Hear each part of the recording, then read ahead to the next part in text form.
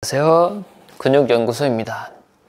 오늘은 소화불량이라든지 역류성 식도염으로 고생하시는 분들한테 조금이나마 도움이 되길 바라면서 영상을 준비해 봤는데요. 물론 이제 소화가 좀 안 되시고 뭔가 문제가 생겼을 때는 당연히 내과를 먼저 방문해서 정확한 원인이 무엇인지 파악하는 게 가장 우선이고요. 저는 이제 혹시나 저와 같은 원인을 가지고 계신 분들에게 조금이나마 도움이 될까 해서 영상을 준비해 봤습니다. 일단 저는 근육을 연구하는 사람이니까 제 관점에서는 그러니까 제가 바라보는 관점은 항상 어떤 근육으로부터 시작이 되거든요. 그게 어떻게 보면 저의 장점일 수도 있고 고정관념일 수도 있는데요. 어쨌든 제가 바라보는 어떤 소화불량이라든지 역류성 식도염의 원인은 스트레스나 아니면 교감신경의 과도한 흥분이나 이런 것들도 있을 수 있지만 어떤 몸에 큰 문제나 병이 있지 않는 이상 저는 이제 복부 주변 근육, 장기를 감싸고 있는 복벽의 긴장을 주 원인으로 생각을 하고 있거든요. 실질적으로 이제 저나 아니면 이제 제 주변 친구들이 과식을 했다든지 아니면 뭔가 컨디션이 안 좋은데 또 식사를 했더니 소화가 잘 안 된다든지 했을 때 저는 제가 직접 복부 주변을 마사지를 해주거든요. 하면서 그 막힌 뭐라고 해야 될까요? 혈이라고 해야 될까요? 추상적인 표현이지만 하여튼 그런 것들을 조금 풀어주고 나면 막 불편해가지고 누워있지도 못하고 앉아있지도 못하고 집중하지도 못하고 했는데 그게 이제 3분 5분 후에 바로 어느 정도 많이 괜찮아지곤 했거든요. 그래서 제가 개인적으로 근육연구소가 개인적으로 속이 불편하고 소화가 잘 안 될 때 어떻게 해결하는지 그 방법을 공유하고자 이 영상을 준비했습니다. 첫 번째 방법은 이 폼롤러를 이용해서 긴장된 복벽을 이완시키는 건데요. 저는 이제 터프한 웨이트 트레이닝을 하거나 아니면 복부 운동을 엄청 열심히 하고 그다음에 게을러서 스트레칭을 제대로 하지 않거나 하고 나서 아니면 운동하고 나서 바로 식사를 한다거나 이렇게 하면은 소화가 좀 안 되고 신물이 올라오고 이런 경우가 종종 있었습니다. 그래서 저는 커피도 웬만하면 안 마시려고 하고 여러 가지 노력들을 하고 있는데 그래도 여전히 스트레스를 받고 하면은 좀 불편함이 있을 때가 많습니다. 그래서 그럴 때는 제일 먼저 어떻게 하냐면 이 폼롤러를 이용해서 복부 마사지를 해주는데요. 폼롤러를 깔고 바닥에 엎드려 주세요. 그리고 이 갈비뼈와 골반 사이에 텅 빈 공간에 이 폼롤러를 두고 자리에 엎드려 줍니다. 이게 처음에는 별게 아닌데 상당히 불편하거든요. 그래서 배를 폼롤러 위에 올려놓고 한숨을 쉬면서 천천히 힘을 빼줍니다.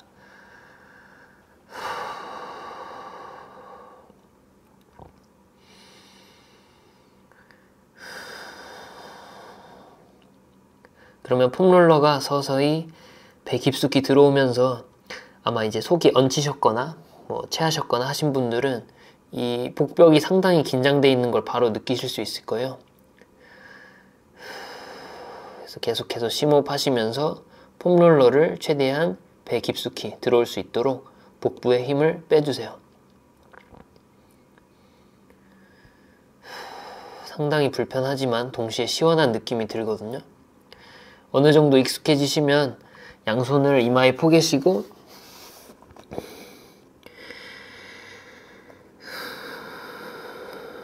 계속 한숨을 쉬시면서 그러면 조금 불편하고 아픈 느낌이 드는데 동시에 조금씩 얹혔던 그것들이 이제 내려가는 느낌이 들거든요.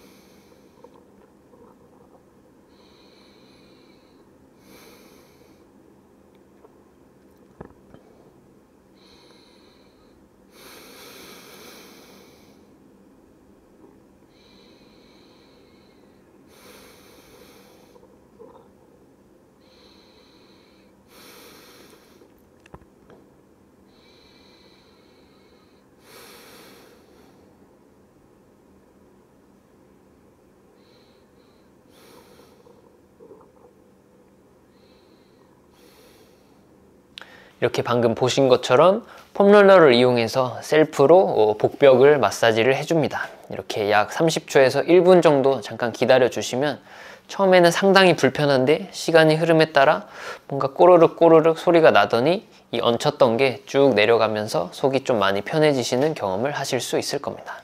이제 마사지 이후에는 간단한 스트레칭을 해줄 건데요. 어렵지 않습니다. 그래서 푸시업 자세로 바닥에 엎드려 주시고 우리 흔히 명치라고 하는 이 가슴뼈, 흉골뼈를 하늘을 향해서 번쩍 위로 들어 올려주세요. 하고 턱은 하늘로 드시는 것보다 가볍게 당겨주시는 게 복부 스트레칭에 훨씬 더 효과적이거든요. 이 상태로 30초간 기다려 주겠습니다. 하나, 둘, 셋, 넷, 다섯, 여섯, 일곱, 여덟, 둘, 셋, 넷, 다섯, 여섯, 일곱, 여덟, 셋, 둘, 셋, 넷, 다섯, 여섯, 일곱, 여덟, 아홉, 열. 천천히 원위치. 그래서 마사지 후에 스트레칭까지 해주시면 완전히 편안한 상태가 될 수 있습니다. 여기서 만약에 한 발 더 나아간다면 저는 호흡을 추천드리고 싶은데요. 흔히 우리가 복식호흡이라고 하는 횡격막을 이용한 깊은 호흡을 연습하시는 걸 추천을 드립니다.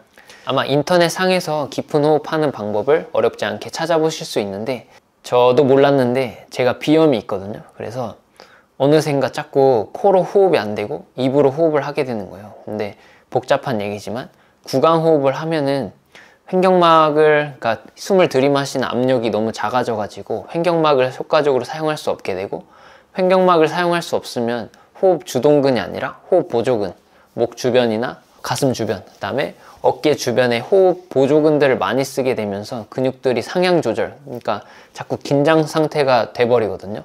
이거를 어떻게 해야 될까? 그러니까 비염 때문에 코로 잘 숨이 안 쉬어지는데 이걸 어떻게 극복할 수 있을까 하다가 이제 발견한 게 뭐냐면, 우리 이 광대 있지 않습니까? 광대를 좌우로 이렇게 펼쳐주는 거예요. 손가락을 이용해서. 좀 못생겨지긴 하는데, 이 상태로 코로 마시면 이제 코로 숨이 마셔지거든요. 왜냐면 이제 비강에 있는 그 염증들을 살짝 옆으로 치워주는 거예요. 그래서 그 상태로 코로 깊게 숨을 마시시면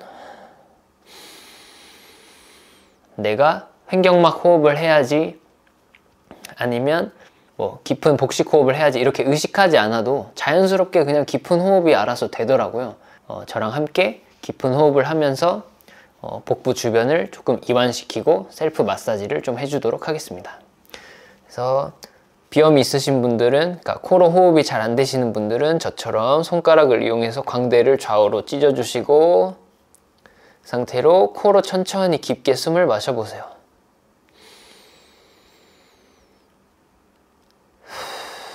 숨을 뱉을 때는 입으로,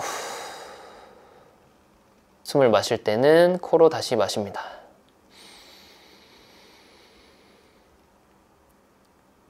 다시 입으로, 다시 코로, 다시 입으로. 호흡을 반복할게요.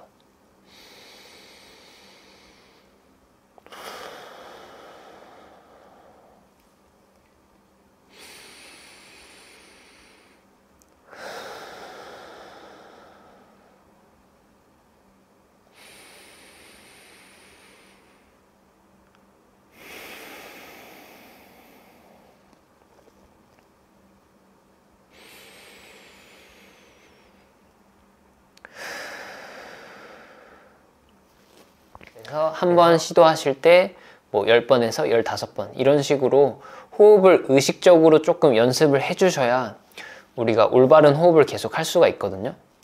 물론 호흡이라는 것 자체가 인간의 본능이긴 하지만 여러분들이 이제 좌식생활 많이 하시고 운동도 잘 안 하시고 이렇게 자세가 삐뚤어지고 하면은 우리가 숨을 쉴 때 써야 되는 주요 근육들, 횡격막과 갈비 사이사이에 있는 근육들을 쓰지 못하고 아까 설명드린 대로 목과 어깨 주변 근육들을 과사용하게 되거든요.